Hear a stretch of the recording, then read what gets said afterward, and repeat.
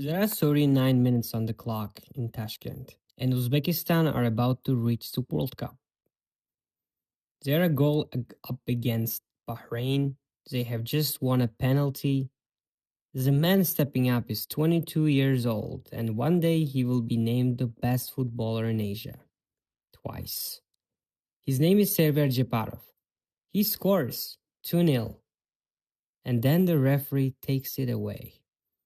Not because anyone cheated, because of a mistake so strange that FIFA would later admit in writing that it was wrong. We'll come back to that night, because it's the cruelest one. But to understand why a whole country wept when they finally made it, you need to understand what was actually broken. This isn't a story about bad luck, but really about a nation that had the players for 30 years and didn't even have a system. But the day they built one, everything changed. Start with the strange birth of this team. For most of the 20th century, Uzbekistan didn't exist as a football nation. From 1924 to 1991, it was a Soviet republic, and its players didn't play for Uzbekistan, but they played for the USSR. And here's what people forget: this was not a backwater. Uzbekistan's football was one of the six greatest centers of Soviet game, alongside Russia and Ukraine. The talent pipeline was real, it just flew someone else's flag. Then in 1991, the Soviet Union collapsed, and overnight Uzbekistan was a country with a team and no history of its own. And almost immediately, they ran into the first wall, one almost nobody knows about. FIFA ruled that former Soviet republics who had missed the 1994 qualifying deadline could not actually enter the tournament qualifiers. So while Russia and Ukraine walked into European football, Uzbekistan looked around Central Asia and joined Asia instead. That one administrative choice shaped the next 3 decades, because Asia back then was handed almost no World Cup places. You could be the best team in your region and it still wouldn't be enough. And they were good and fast.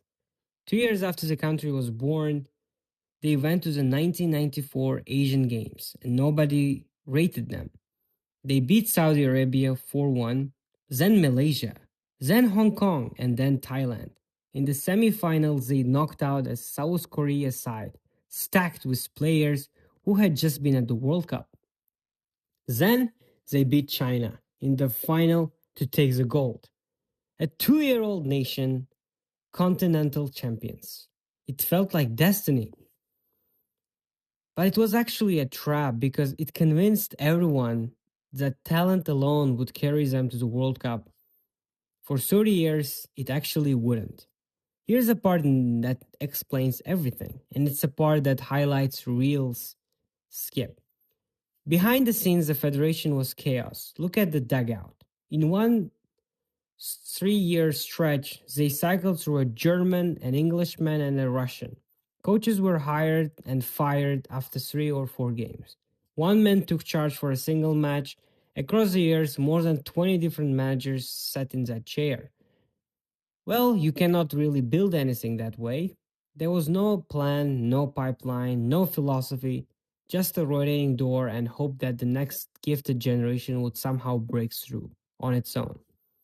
So they kept arriving at the door, and the door kept slamming. 1998, short. 2002, out in the group stage after losing twice to the UAE. And then 2005, the night we started with. Tashkent, a playoff against Bahrain for a place at the 2006 World Cup in Germany. Captain Mirjal Qasimov, the man they called the Beckham of Central Asia, puts them ahead. Then the penalty comes. The Jeparov scores to make it 2-0. But the referee Toshimitsu Yoshida spots an Uzbek player drifting into the box a fraction second early. The rule for that is simple. Well, you retake the penalty, right? Instead, Yoshida disallows the goal and gives Bahrain a free kick. He had misread one of the most basic laws of the game. The manager that night was one of the most was an Englishman, Bob Hutton, who said it plainly. They scored, something strange happened, the referee gave the ball to Bahrain, and nobody could understand what they were watching. The game ended 1-0 instead of 2. Uzbekistan, furious, took it to FIFA actually. And what happened next is almost unbelievable. FIFA agreed the referee was wrong. So they declared the match void and ordered the entire tie to be replayed from zero. Well, sit with that.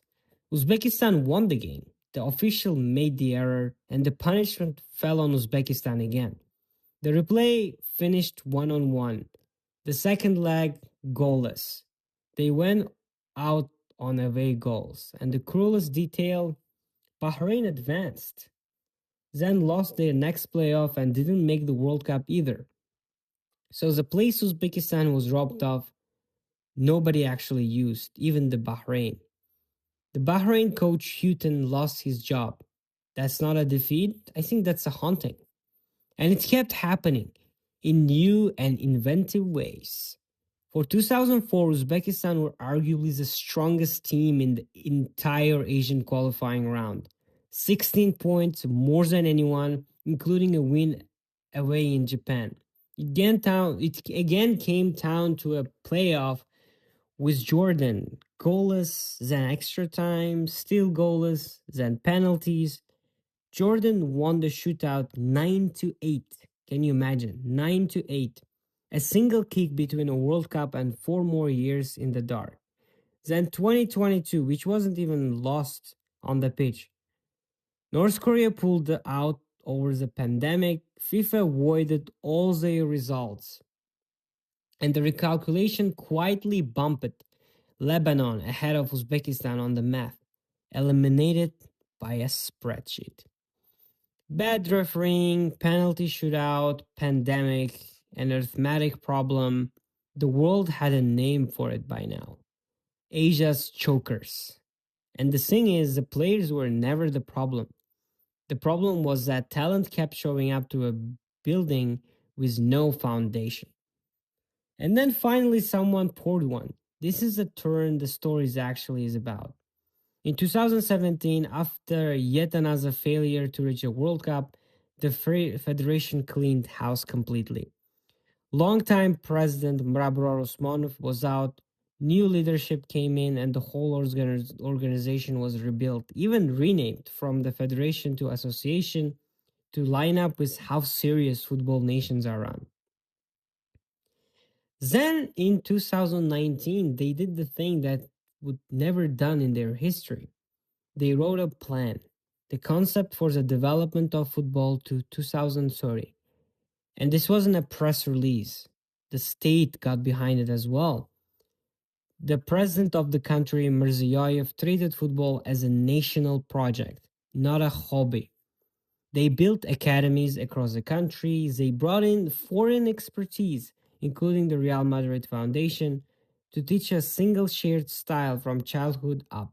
So a kid in a regional academy and the senior national team were finally speaking the same football language. They built a real scouting system. They founded the talented kids regardless of whether their families had money. For the first time in 30 years, the chaos became a pipeline, actually, and it produced a generation that didn't look like any before it.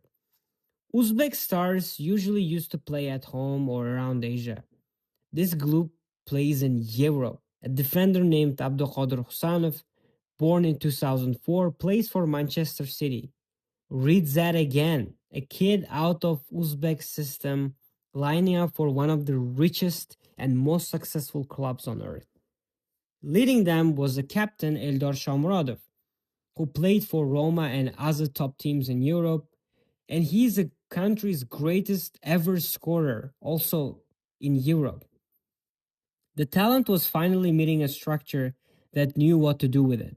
There was just ability now too, a Slovenian coach, Srećko Katanec, who actually stayed 3.5 years, the longest settled era the team had ever had.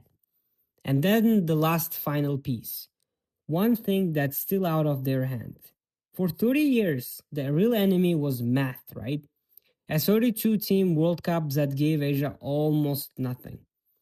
But then for 2026, the tournament expanded to 48 teams, and Asia's guaranteed places more than doubled. The door had been opened a crack for an entire nation swung wide. And this time, Uzbekistan walked through it with its team, a system, and stability to do it. Well, June 5th, 2025, a draw away to the UAE secures the place with a game to spare. 90 minutes and no room for another curse. No referee, no shootout, no spreadsheet. Just hold the line. And 34-year-old goalkeeper Utkur Yusupov holds it. Save after save while a nation stopped breathing, goalless. The most boring scoreline in football, right? And the greatest nine in the country's history, however. The first Central Asian nation actually, ever to reach a World Cup. Only the third former Soviet republic after Russia and Ukraine to ever get there. Back home, it was enormous. The president honored the squad as the pride of the nation. But the line says it best came from the federation itself, a dream held by 38 million people for 34 years. And it was worth being honest about what the dream cost. A whole generation of players, the Jeparovs, Qasimovs, gave everything and retired having carried this team to the edge without ever crossing it. Well, they probably think they didn't waste their careers. They laid the road, and this generation that just got to walk the last mile of it. And the ambition isn't slowing down. To go to the biggest stage, they hired the World Cup winner to lead them, Fabio Cannavaro, the man who captained Italy to the 2006 title. But listen to how Uzbekistan talk about it, because it tells you they have learned from the heartbreak. Well, they aren't promising any glory. Their own official says the goal is development, not the kind of result big nations demand. Because crushing a team with expectations at its first World Cup is its own kind of mistake, right? There is a lot of quiet confidence in that. They waited 34 years, they are in no hurry to prove anything to anyone, because they already did prove.